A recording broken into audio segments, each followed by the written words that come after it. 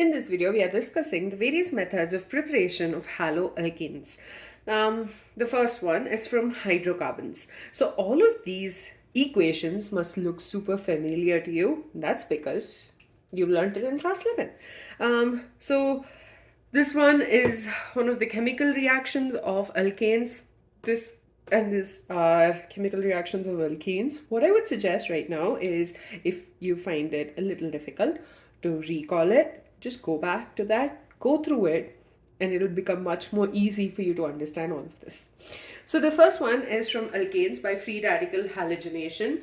And yes, the mechanism for this particular reaction was discussed, and the products of this reaction are CH3, CH2, CH2, CH2, Cl, and we also get CH3, CH2, CH, CH3, and this is bound to another Cl atom. So alkanes undergo free radical halogenation in the presence of the halogen and UV light or heat. It undergoes, the mechanism involves 3 steps: initiation, propagation, and termination, if I'm not wrong. So the mechanism was discussed in class 11. You do not need to learn the whole thing, but it will make things easy for you to solve questions based on this if you went through it and just had an idea. So the products formed in this reaction are quite difficult to separate as pure compounds, and these are basically isomers which have been formed. The second one is from alkenes. Alkenes undergo addition reaction with hydrogen halide. So alkene reacts with HX to give us our X. And X can be chlorine, bromine, iodine, anything. So when you have this, the double bond will break. I should have not written it like that, sorry. So C, single bond C. And one of the carbon atoms is attached to H, the other is with X, the halogen atom. And this particular reaction involves something called as Markovnikov's rule. So according to Markovnikov's rule, the negative part of the reagent gets attached to the carbon atom, having less number of hydrogen atoms. And the reason this is the case is again discussed in class 11. So go through it. Again, very important. So based on Markovnikov's rule, we have propene undergoing a reaction with HI.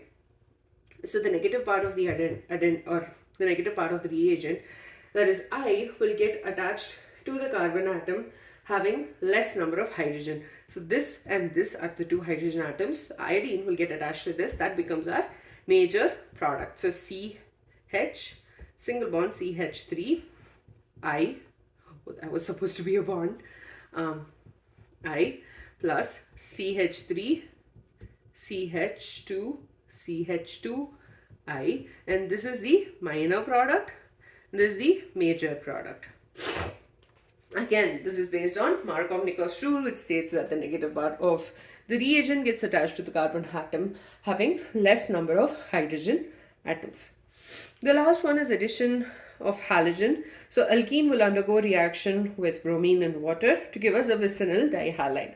So bromine actually has a reddish color, and that gets lost when it leads to the formation of a vicinal dihalide, which is colorless. So we have ethene undergoing reaction with bromine and CCl4. So we get CH2, CH2, Br. So we get a vicinal dihalide or vicinal dibromide. So this discharge of, if you remember, this discharge of reddish color from the bromine implies that a reaction has taken place. I will put the link in the banner above as well as the description below for you to look at those videos. I've given a detailed explanation and the explanation about the mechanism as well. So that will be really helpful for you to understand these equations. And remember, just because it's not been covered this year does not mean you won't have questions based on this. You will, and it's easier when you know why we're doing all of this, basically. The second one is halogen exchange. As the name suggests, halogen exchange means there is an exchange of halogen atoms taking place. First is the Finkelstein reaction. Here we have an alkyl chloride or bromide undergoing a reaction with sodium and iodide in dry acetone. This gives us alkyl iodide. So we have Rx plus NaI will exchange to give us Ri plus NaX. And X is either Cl or Br. Remember, this reaction, the NaX, that is NaCl and NaBr, actually precipitates out in acetone, and this in turn makes sure that the forward reaction takes place. So we don't have Ri reacting with NaX to form Rx plus Na. That doesn't happen. So because the sodium chloride and bromide precipitate out, the reaction moves in the forward direction.